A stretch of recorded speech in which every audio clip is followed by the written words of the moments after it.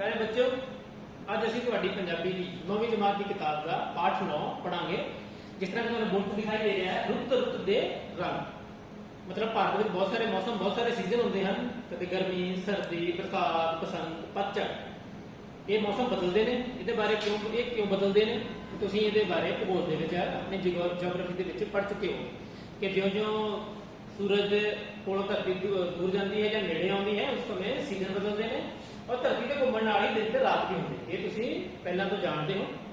मेरा मकसद है तुहानूं रुत दे रंग कहानी बारे समझाउणा, जो कि तुहाडी किताब का पाठ 9 है। ठीक है, हुण भी देखो गर्मी की रुत चल रही है। हुण असीं कहानी पढ़ांगे जो कि साडी बुक दी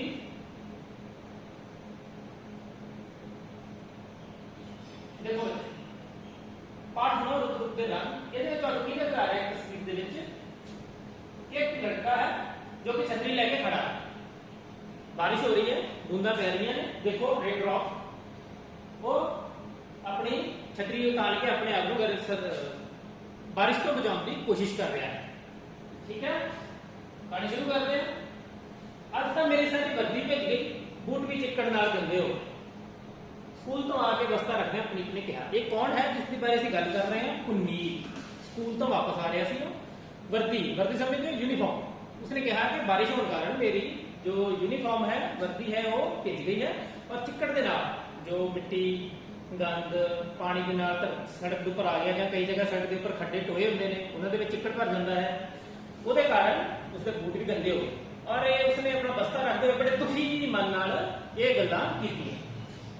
कोई गल नहीं पुत्र, बरसात का मौसम जे वर्दी भिज गई तो बूट गंदे हो गए तो की साफ हो जाएंगे।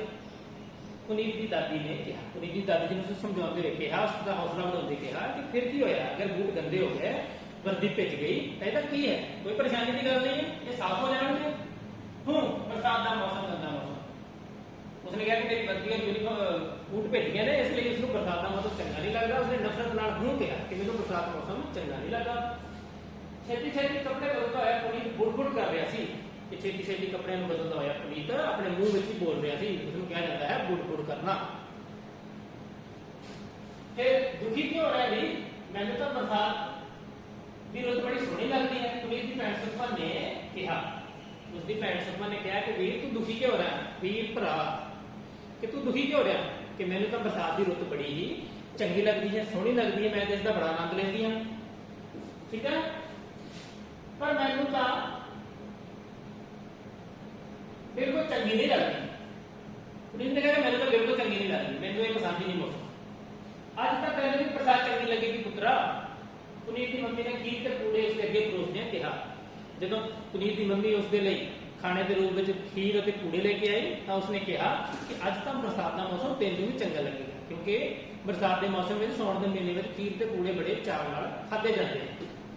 रुत रुत दे रंग, रुत रुत दे मेवे ही चंगे लगते हैं, चंगे लगने ही चाहिए हैं। दादी मां बोली। दादी मां ने कहा कि अलग अलग मौसमों का अपना ही आनंद है, ये चंगे लगने भी चाहिए ने और ये चंगियां होंदियां भी ने। हुण असीं अगे देखते जाते हैं। दादी मां मैनू खीर के पूड़े तो चंगे लगते हैं पर चिक्कड़ चंगा नहीं लगता। पुनीत ने कहा कि मैनू खीर पूड़े खाने तो चंगे लगते हैं, पर बरसात के कारण जो चिक्कड़ कीचड़ हो जाता है वो मैनू जरा भी पसंद नहीं है।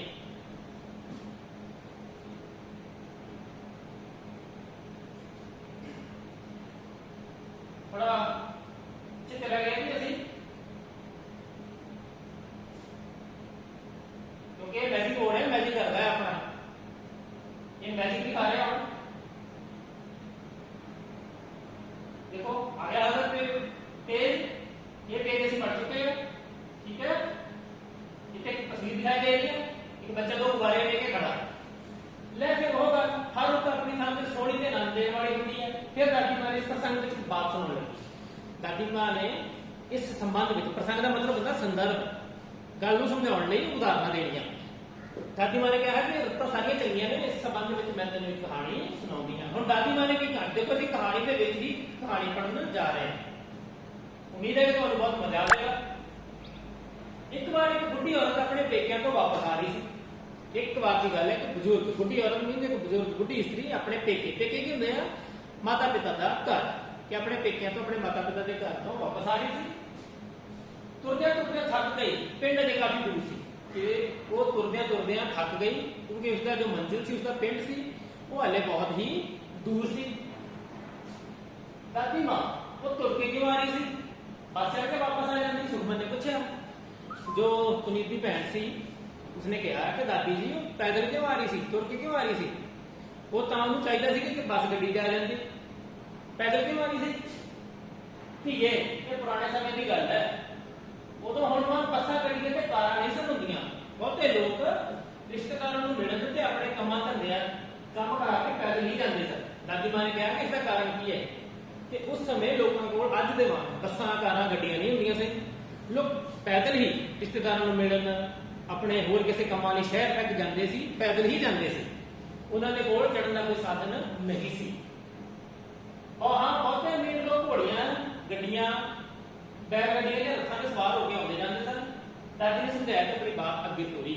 ਦਾਦੀ ਜੀ ਨੇ ਕਿਹਾ ਕਿ ਜੋ ਉਸ ਸਮੇਂ ਦੇ ਅਮੀਰ ਲੋਕ ਸਨ, ਜਿਸ ਤਰ੍ਹਾਂ ਅੱਜ ਕੱਲ੍ਹ ਜਿੰਨੇ ਅਮੀਰ ਲੋਕ ਹੋਣਗੇ ਉਹਨਾਂ ਕੋਲ ਵੱਡੀ ਗੱਡੀ ਹੋਵੇਗੀ, ਇੱਕ ਦੀ ਥਾਂ 2 ਹੋਣਗੀਆਂ, 3 ਹੋਣਗੀਆਂ।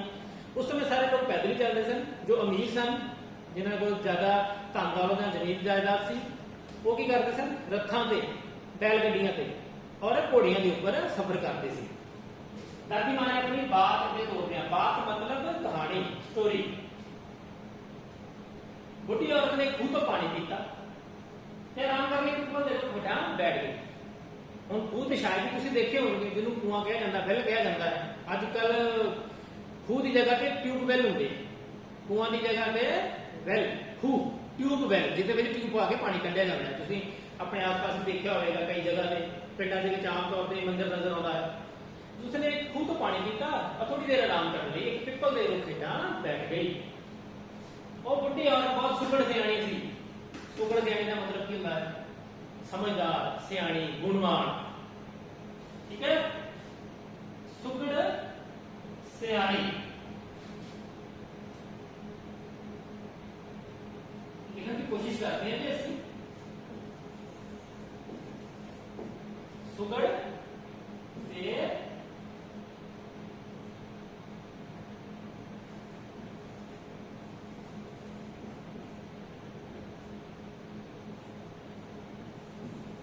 ਸਿਆਣੀ, ਸਮਝਦਾਰ, ਬੁੱਧੀਮਾਨ। ਠੀਕ ਹੈ, ਹੁਣ ਅਸੀਂ ਆਪਣੀ ਕਿਤਾਬ ਵੱਲ ਵਾਪਸ ਜਾਵਾਂਗੇ। ਉਸਨੇ ਆਪਣੀ ਜ਼ਿੰਦਗੀ ਵਿੱਚ ਬਹੁਤ ਉਤਰਾਅ ਚੜ੍ਹਾਅ ਦੇਖੇ ਸਨ ਕਿ ਉਸਨੇ ਆਪਣੀ ਜ਼ਿੰਦਗੀ ਵਿੱਚ ਬੜੇ ਦੁੱਖ ਸੁੱਖ ਦੇਖੇ ਸਨ। ਉਸਨੂੰ ਬਹੁਤ ਤਜਰਬਾ ਸੀ। ਉਹ ਹਰ ਹਾਲ ਵਿੱਚ ਖੁਸ਼ ਰਹਿੰਦੀ। ਪਿੱਪਲ ਦੀ ਛਾਂ ਬੈਠ ਕੇ ਕੁਦਰਤ ਦੀਆਂ ਦਾਤਾਂ ਬਾਰੇ ਸੋਚ ਰਹੀ ਸੀ। ਉਹ ਹਰ ਹਾਲ ਵਿੱਚ ਖੁਸ਼ ਰਹਿੰਦੀ ਸੀ, ਦੁਖੀ ਨਹੀਂ ਹੁੰਦੀ ਸੀ।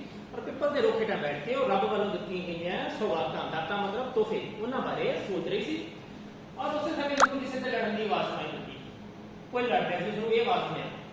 ਗਰਮੀ, ਬਰਸਾਤ, ਪਤਝੜ, ਸਰਦੀ ਅਤੇ ਬਸੰਤ ਆਪਸ ਵਿੱਚ ਲੜ ਰਹੀਆਂ ਸਨ। ਇਹ ਕੌਣ ਨੇ ਸਾਰੀਆਂ? ਕੋਈ ਲੜਕੀਆਂ, ਇਸਤਰੀਆਂ ਨੇ। ਇਹ ਸਾਰੇ ਮੌਸਮ ਹਨ। ਗਰਮੀ, ਸਰਦੀ, ਪਤਝੜ, ਬਸੰਤ, ਬਰਸਾਤ। ਕਿਹੜੇ ਰੁੱਤਾਂ ਦਾ ਨਾਮ ਆਇਆ ਜੀ ਇਹਦੇ ਵਿੱਚ? ਅਸੀਂ ਇੱਥੇ ਲਿਖਣ ਦੀ ਕੋਸ਼ਿਸ਼ ਕਰਦੇ ਹਾਂ। ਦੇਖੋ ਜੀ, ਆਪਣਾ ਪੈਨ ਚੂਜ਼ ਕੀਤਾ, ਅਸੀਂ ਲਿਖਿਆ ਗਰਮੀ,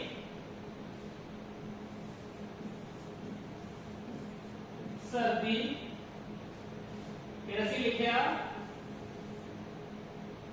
सॉरी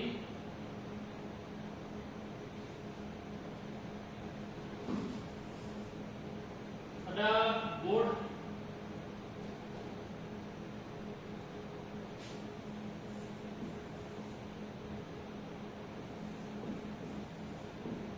पतझड़,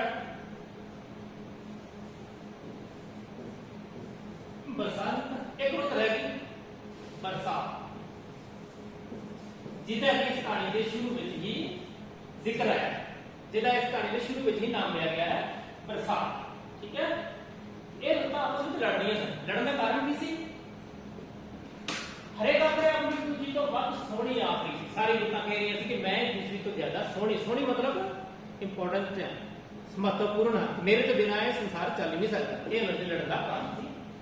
देखो बे झगड़े का कोई फायदा नहीं, तुसी सारियां बहुत सोहणियां हो। बुढ़ी ने कहा, बुढ़ी औरत ने कहा कि तुहानू लड़न की कोई लोड़ नहीं है, झगड़ा करने की जरूरत नहीं, तुसी सारियां बड़ियां सुंदर, बहुत सोहणियां हो।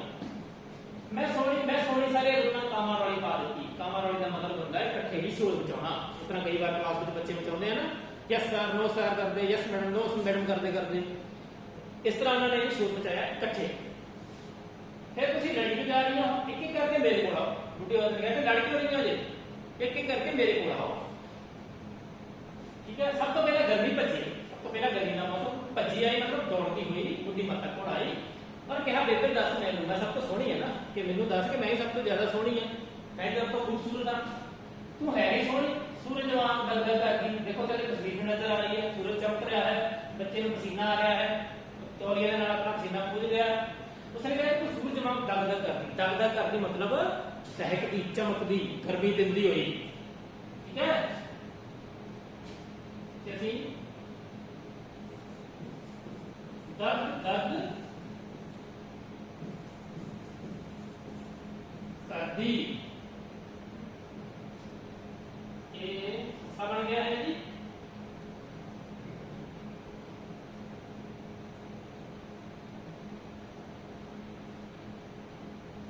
दगदग करती मतलब सूरज वांग चमकती हुई, बहुत ही तेज वाली, बहुत ही ऊर्जा वाली। ठीक है, देखा है कभी झुंडियां सुनहरी कणकों का जोगत, क्या कभी सुनहरे रंग के सिक्के जो कणकों के अप्रैल के महीने में पकदियां ने कणकों, उन्होंने भी कभी देखा है। तो इस मौसम में उसने कहा खाण ਲਈ तरबूज, गर्मी के रुत के जो फल ने तरबूज खरबूजे, भाई क्या कहने कि मजा आ जाता है खा के। शरबत ठंडी मिठी कुल्फी, कि ठंडी मिठी कुल्फी खा के शरीर को बहुत ही आनंद मिलता है, जवान को बहुत ही स्वाद मिलता है। बुढ़ी ने कहा, इस तो पहला बुढ़ी को जोर बोलती, अपनी इन्नी प्रशंसा सुन के गर्मी की रुत उतों जिस तरह आई सी दौड़ती दौड़ती उसी तरह ही वापस चली गई। तुरंगे लाउंदी भज गई, मतलब घोड़े वांग दौड़ती हुई चली गई। फिर आई बरसात, कालियां चिट्टियां बदलियां की चुन्नी लेंदी। फिर आया बरसात का मौसम, काले चिट्टियां बदल बदलियां की चुन्नी, तुसीं बदल देखे ना, कदे बहुत काले, कदे सफेद, कदे सिर्फ आकाश में दिखाई दिंदे ने, कदे चित्र मित्रे लगते ने। उसने बुढ़ी को आउंदे देख के बोली, आ भैन बरसात तू तो बड़ी सोहनी। बुढ़ी माता ने कहा कि तू तो बड़ी सोहनी है। पहले उसने गर्मी को कहा तू बहुत सुंदर है, उसने भी बरसात ने कहा तू भी बहुत सुंदर है। अपने जल के नाल प्रकृति का बूटा बूटा धो के सुनखा बना देती, कि अपने जल के नाल अपने पानी के नाल प्रकृति मतलब कुदरत या नेचर, उसका पत्ता पत्ता बूटा बूटा धो के उसको सुंदर सुनखा, सुनखा मतलब सोना बना देती है। चारे पासे हरियावल ही हरियावल, चारे पासे हरियाली हो जाती है, सब पेड़ पौधे खिल जाते हैं। पशुओं लिए रजन जोगा घाह, रजन जोगा, रजना मतलब पेट भार, रजन जोगा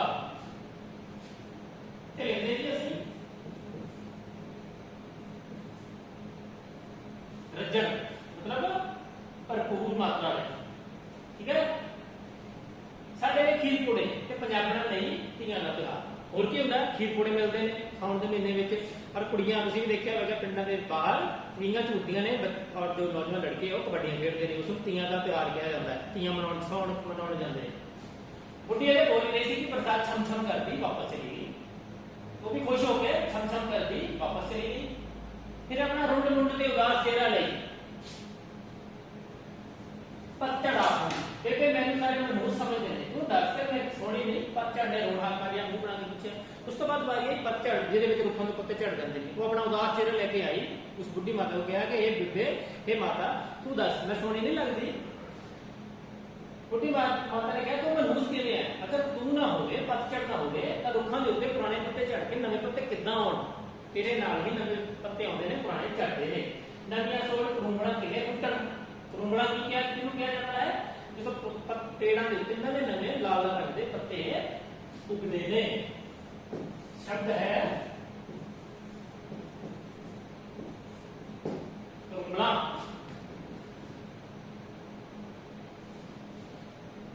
फिर उसने एक बोली पाई, पिपल दे पत्तियां दे के ही खड़खड़ लाई है, पतझड़े पुराने रुत नवियां दी आई है। एक बोली है जिसने सुनी होगी कदे। फिर पतझड़ वापस चली गई और रजाई संभाल ली। रजाई कदों लई जांदी है, सियाल दे विच, सर्दी दे विच, जो बहुत शरीर नूं ठंड लगदी है, ठिठुरदे असीं। फिर सर्दी का मौसम आ गया, उसने आख्या कि मैं कहंदे कि मैं गरीबां दे दुश्मन है, कि तेरे बेइज्जती करन लगदा है, तू तां बहुत सोहनी है, जब तू आनी है ना मक्खी ना मच्छर लंबियां रातां। बुढ़ी माता ने कहा कि जो तू आनी है तो मक्खी नहीं, मच्छर नहीं, कुछ नहीं, पर लंबियां रातां होंदियां ने। लंबियां रातां का फायदा की है, पढ़ने वाले राजा च पढ़न, कत्तर बोलने वाले कत्तर बोल, जो विद्यार्थी ने वो लंबी रात का फायदा ले सकते हैं। लंबी रात का फायदा ले सकते हैं, ज्यादा तो ज्यादा पढ़ सकते हैं, अपने जीवन को चंगा सफल बना सकते हैं। खाण ਨੂੰ ਪੰਜੀਰੀ ਤੇ ਖੋਏ ਦੀਆਂ ਪਿੰਨੀਆਂ ਜੋ ਸਰਦੀ ਦੇ ਵਿੱਚ ਅਸੀਂ ਖਾਂਦੇ ਹਾਂ, ਖੋਏ ਦੀਆਂ ਪਿੰਨੀਆਂ ਖਾਂਦੇ ਹਾਂ, ਪੰਜੀਰੀ ਖਾਂਦੇ ਹਾਂ, ਮੂੰਗਫਲੀ ਖਾਂਦੇ ਹਾਂ, ਗੱਚਕ ਖਾਂਦੇ ਹਾਂ, ਰੁੜੀਆਂ ਖਾਂਦੇ ਹਾਂ, ਔਰ ਨਾਲ ਨਾਲ ਮੇਥੀ ਦੇ ਮੱਕੀ ਦੇ ਪਰੌਂਠੇ, ਸਾਗ, मूंगफली, गचक, रेवड़ियां और पहनने के लिए सर्दी वाले कपड़े कोट पैंट और उन्होंने पहन के क्या टॉर बांधी है। टॉर बांधी मतलब आदमी का रंग ढंग बढ़िया लगता है, चंगा लगता है। सर्दी में जाता है तो उसमें बड़े होना, वो भी खुशी खुशी वापस चलेगी। सर्दी में लगेगा उसमें बड़े होने, वो भी खुशी खुशी अपनी प्रशंसा सुन के वापस चलेगी। फिर आई ठुमक ठुमक कर दी बसंत। ठुमक ठुमक कर दी मतलब बड़ी शान के नाल नखरे नाल तुरदी हुई। आप बसंत पीछे रह गई, बुढ़ी ने कहा, बुढ़ी औरत ने कहा हाँ बसंत को तू तो पीछे रह गई, तू तो सब तो बाद जाए। अच्छा पौधे सोने होता बेटे तू तो मैंने सोनी आखेंगी, मैंने तो सारी दुनिया सोनी कहेगी। बसंत ने नखरे न किया, बसंत ने कमांडर नाम नखरे न किया कि बेबे तू तो मैंने सोनी कहेगी क्योंकि सारी दुनिया ही मैंने सोनी कहती है, मैंने रुत्तां दी रानी कहा जाता है, तू राज कहा जाता है बसंत। बुढ़ी औरत ने कहा कि अच्छा पौधे सोने होना घर नहीं करना चाहिए, कि ज्यादा सुंदर होना घमंड नहीं करना चाहिए। तू सोच कि साल सारा महीने सारा साल तू ही रहे तो हर पासे तू छाई रहे, ना गर्मी हो ना बरसात ना पतझड़ ना बसंत, तो फिर तेरी सुंदरता को कौन माने। इन्होंने रुतों के होने तो बाद ही तेरा महत्व बढ़ता है। हाँ बेबे गल तो तेरी ठीक है, तू मेरी अखां खोल दी, मैंने बाद पता लगे कि बाकी रुतां भी सोहणियां ने। हुण बुढ़ी माता की गल बसंत भी मान गई, उसने कहा कि तू वाकई मेरी अखां खोल दी ने। हुण मैनूं पता लगा कि मेरे नाल मेरियां जो बाकी साथी रुतां ने वो भी बहुत ही खूबसूरत ते सुंदर हैं। ये बच्चों हर रुत सोहनी ते आनंद भरपूर है, बस साडे अंदर चाह होनी चाहिए है कि कुदरत के इन्हां रंगां नूं जानण ते पछाणन दी। नदी मां ने कहा, उसने कहा कि हर रुत अपने थां सोहनी सुंदर इंपोर्टेंट है, साडे अंदर इन्हां रुतां दा आनंद माणन दा जज्बा जां चाह होनी चाहिए है। वीर जी नहीं पैना तो कदों दा बंद हो चुके हैं। फिर आके अपनी दी भैन ने कहा कि बारिश होनी तो कदों दी बंद हो चुकी है। अज इस तरह सतरंगी टीम भी पई हुई है। सतरंगी टीम हिंदी इधर तो कहते इंग्लिश रेनबो और पंजाबी दे विच सतरंगी टीम। इन्हू असीं मिटाउने हैं जी।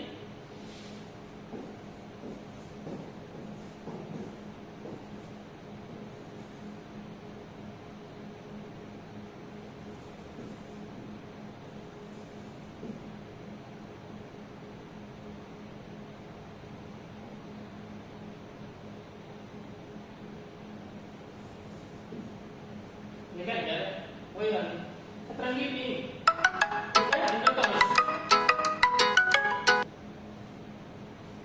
कुड़ी भैन दोवें भैन भरा छत जाके पींग देखण चले गए और फिर दोनों भैन भरा ने अपनी छत ते जाके कोठे के ऊपर जाके सतरंगी टीम नूं देखिया।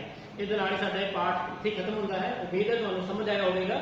इहदे नाल ही सारिआं नूं सत श्री अकाल, धन्नवाद।